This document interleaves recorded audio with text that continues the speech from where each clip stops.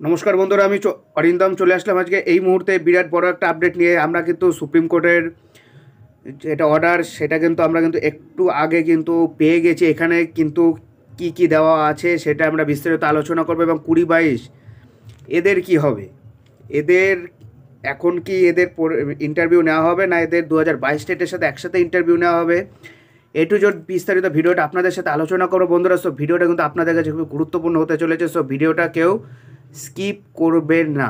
আপনারা কিন্তু দেখতেই পাচ্ছেন এটা হলো গিয়ে কোর্ট নং 11 সেকশন 16 আইটেম নম্বর।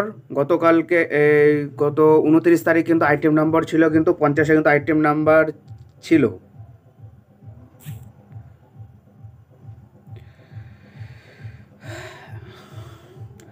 এটা হলো গিয়ে এখানটাতে কিন্তু দেওয়া আছে দ্য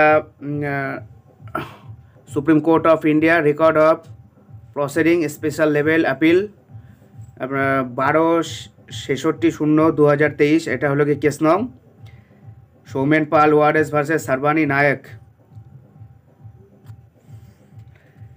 এটা হলো গিয়ে গতকালকের অর্ডার কপি, এর ফলে কিন্তু পর্ষদ এখন প্রকাশ করবে 9,553 প্যানেল। এখানে কিন্তু দেওয়া আছে এই যে আপনারা দেখতে পাচ্ছেন জাস্টিস সীমা কোহলি আর আশারউদ্দিন আমুল্লাহ। এখানটাতে দেওয়া আছে দেখুন, আপন hearing counselling of court made for following order, যেটা অর্ডার হলো 5 order dated 22 January 2024 has responded West Bengal Board of Primary Education was directed to fill to affidavit furnishing certain details relating of the candidates. The said affidavit has been filled with copies furnished learned counsel from the others parties. যে পর্ষদের কাছে যে এপিডোপিট কিন্তু চেয়েছিল সেটা কিন্তু পর্ষদ কিন্তু জমা করে দিয়েছিল। এখানে লেখা আছে সেটাতে কি আপনারা কিন্তু সবাই জানেন টোটাল পোস্ট ছিল 11,758। সেখান থেকে পর্ষদ কিন্তু পোস্ট করবে লোকে যারা 20-22 বাদ দিয়ে যারা ভ্যালিড ক্যান্ডিডেট আছে 9,553। আপনারা কিন্তু দেখতে পাচ্ছেন ইট হ্যাজ বিন লোকে arrived as the draft is prepared by the response 9,533 candidate qualified.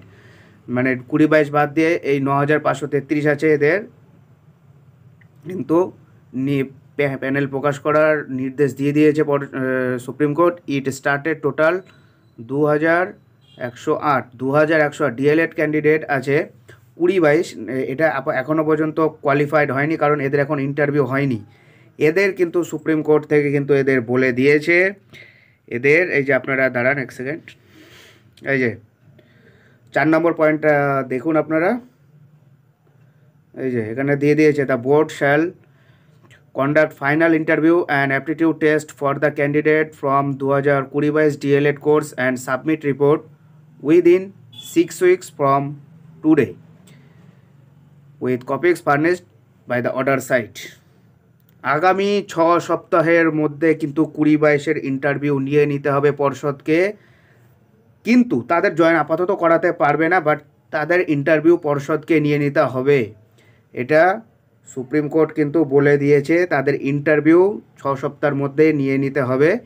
এবারে তাদের পরবর্তী কেস লিস্টেড আছে 22 মার্চ 2024। 22 মার্চ 2024 পরে কিন্তু তাদের আবার জয়েনিংয়ের কথা হবে নাকি সেটা কেস আবার চলছে। কিন্তু আমি আবারও বলে রাখি আগামী 6 সপ্তাহের মধ্যে 20-22 ক্যান্ডিডেটের কিন্তু ইন্টারভিউ কিন্তু হবে। এটা পর্ষদ, এটা সুপ্রিম কোর্ট কিন্তু অর্ডার দিয়ে দিয়েছে। সো বন্ধুরা, এটা হলো আজকের আপডেট। সো এরকম আপডেট পেতে হলে আমাদের চ্যানেল নিউজার অরিন্দমকে সাবস্ক্রাইব করে আমাদের পাশে থাকবেন। দেখা হচ্ছে পরের ভিডিওতে। ভালো থাকবেন সবাই। নমস্কার বন্ধুরা, জয় হিন্দ, বন্দে মাতরম, ভারত মাতা কি জয়।